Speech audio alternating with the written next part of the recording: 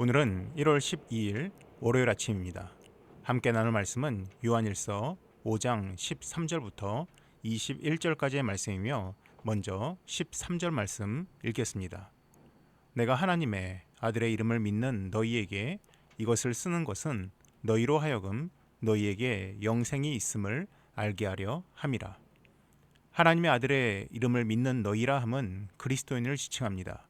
예수를 믿는 자들입니다. 그런데 사도 요한은 그리스도인들에게 이 글을 기록하는 것은 너희에게 영생이 있음을 알게 하려 한다고 말하고 있습니다. 조금은 의아합니다. 우리는 이미 예수를 믿으면 영생을 얻었다라고 알고 있습니다. 그렇다면 그 당시 그 사람들은 이것을 몰랐을까요? 네, 몰랐습니다. 아니, 정확하게 말하면 흔들렸습니다. 주변에 너무 거짓을 말하는 사람들이 많고 이단의 거짓 선지자들이 많았기 때문에 과연 우리가 올바로 믿고 있는 것인지, 우리가 구원받을 수 있는지에 대해서 의문을 가진 사람들이 있었습니다. 사도 요한은 그들을 향해서 아니다라고 말하고 있으며 동시에 내가 너희에게 분명히 영생이 있음을 알게 하려 한다라고 말하고 있습니다. 14절에서 17절입니다. 그를 향하여 우리가 가진 바 담대함이 이것이니 그의 뜻대로 무엇을 구하면 들으심이라. 우리가 무엇이든지 구하는 바를 들으시는 줄을 안즉 우리가 그에게 구한 그것을 얻은 줄을 또한 아느니라. 누구든지 형제가 사망에 이르지 아니하는 죄 범하는 것을 보거든 구하라. 그리하면 사망에 이르지 아니하는 범죄자들을 위하여 그에게 생명을 주시리라. 사망에 이르는 죄가 있으니 이에 관하여 나는 구하라 하지 않노라. 모든 불의가 죄로 돼 사망에 이르지 아니하는 죄도 있도다. 이제 모든 편지의 결론을 이야기하려고 합니다. 먼저는 영생이 있는 자가 가지고 있는 한 가지 특권, 특별히 기도에 대해서 이야기를 합니다. 14절에서 우리가 가진 바 담대함은 이것이다 라는 표현이 나옵니다.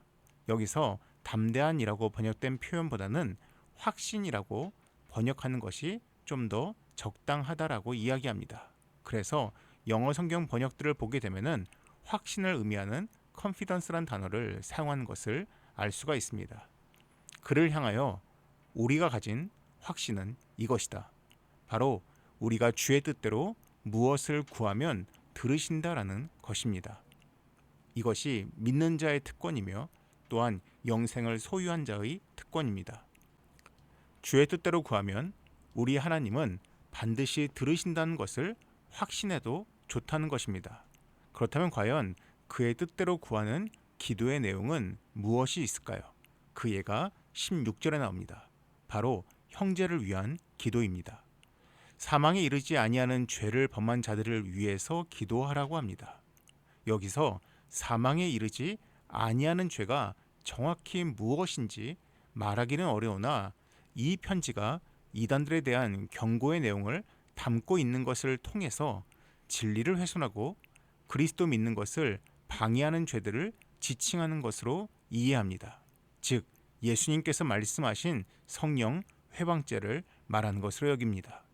이러한 성령 회방죄가 아니고서는 어떠한 죄도 용서받을 수 있고 구원받을 수 있기에 그들을 위해서 중보하라고 권면하고 있습니다.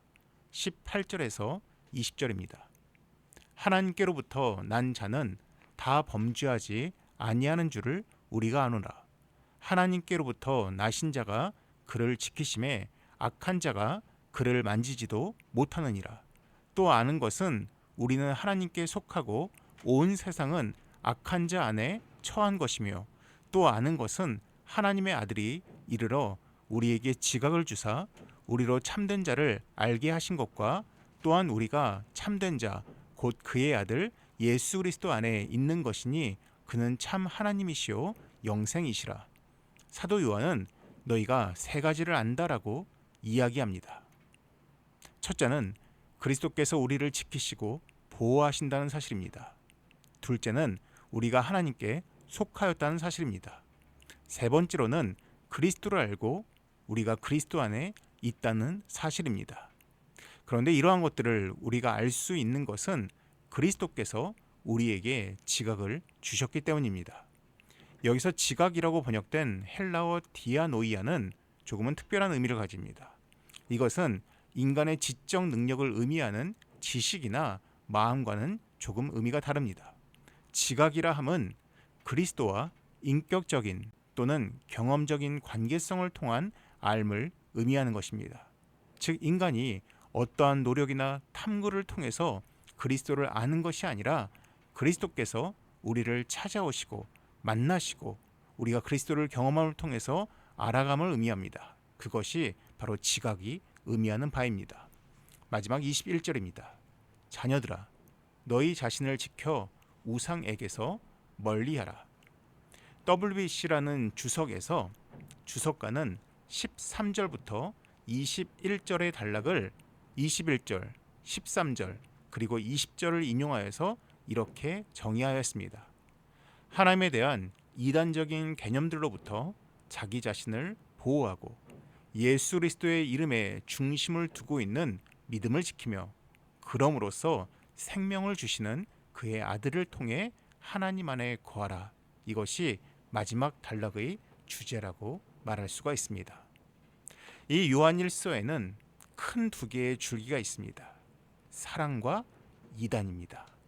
사실 이 두 가지가 언뜻 어울려 보이지 않는 것처럼 여길 수 있습니다. 그런데 그 당시 이단들은 하나님만 사랑하면 된다. 대신 이웃사랑은 그렇게 중요하지 않다라고 이야기하였습니다. 그런데 사도 요한은 그것에 대해서 배척하면서 아니다. 하나님을 사랑하면 이웃 사랑함이 너무 당연하다라고 이야기하고 있는 것입니다. 참 교회 안에서 사랑을 많이 이야기합니다. 참 교회 안에서 사랑한다라고 고백도 많이 합니다.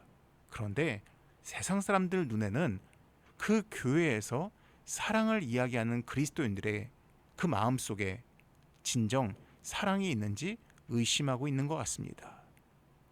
이 요한일서 묵상을 마치면서 여러분들 믿는 자로서 세상에서 참 사랑을 행할 수 있는 우리가 되면 좋겠습니다.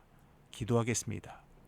사랑이 많으신 하나님 아버지, 우리가 말로만 사랑한다 말하고 우리가 입으로만 주를 믿는다 말하는 것이 아니라 우리의 모든 삶 가운데 행함과 진실함으로 하나님을 사랑하고 이웃을 사랑할 수 있는 우리가 되게 하여 주시옵소서.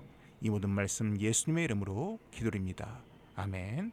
우리 이 시간에는 참으로 우리 교회 모든 구성원들이 또한 믿는 자들이 하나님을 진정 사랑하고 이웃을 사랑할 수 있는 마음을 달라고 함께 기도하겠습니다.